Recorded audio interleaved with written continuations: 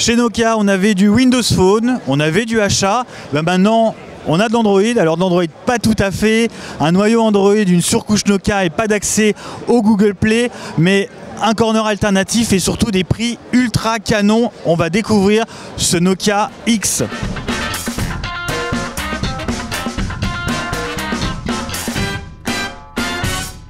Alors voici le Nokia X. En fait, il y a deux versions. Il y a une version X et une version X+. Mais en France, on n'aura que la version Nokia X.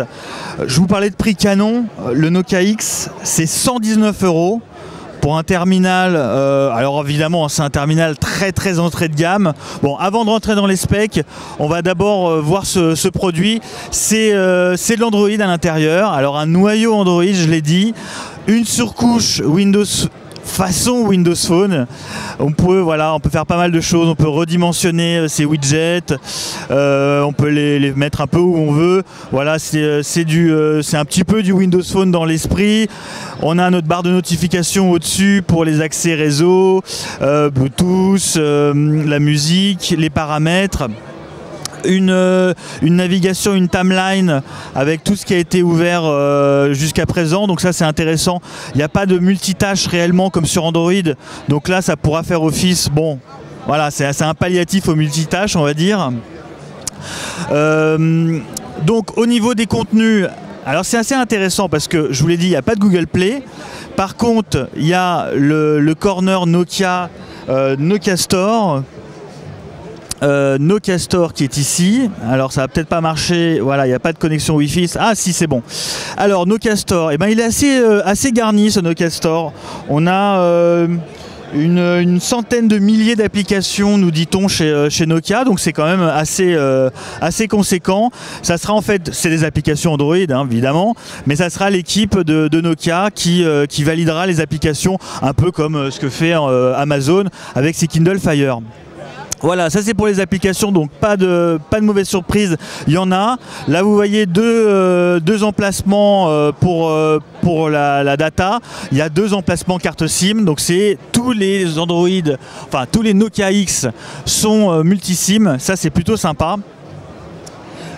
Allez, maintenant on va rentrer un peu dans les specs. On a de la 3G. Ça c'est quand même pas mal pour un téléphone, un smartphone à 119 €. On a un écran de 4 pouces avec une définition qui n'est pas exceptionnelle, hein, c'est du 800 par 480. C'est un écran IPS, donc les angles de vision, on va mettre une petite photo. Les angles de vision sont assez propres. Hop, au niveau de la lecture vidéo, pareil, c'est assez propre, hein, c'est pas exceptionnel, mais disons que pour un terminal entrée de gamme, ça fait le job. Le petit haut-parleur il est derrière. Bon, on retrouve le design classique des Nokia avec les coques bien flashy. À l'arrière on a un petit APN, c'est un 3 mégapixels je crois. C'est ça, 3 mégapixels au dos. Pas de capteur en façade. Hein. On va stopper cette musique, c'est pas possible. Voilà, c'est assez fluide, hein, vous voyez, là je switch sur la vidéo. Je navigue, c'est assez rapide quand même.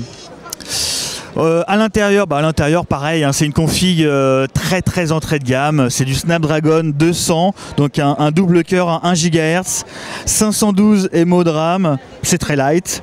À l'intérieur, on a 4 Go de stockage en interne et on a un slot micro SD pour étendre ce stockage. Un dernier mot concernant l'interface, donc vous l'avez vu, hein, c'est du façon simili Windows Phone. Il n'y a pas de tuile dynamique pour le moment. On l'a dit, ça n'a pas d'accès vers le Google Play. On peut installer différents kiosques alternatifs Android.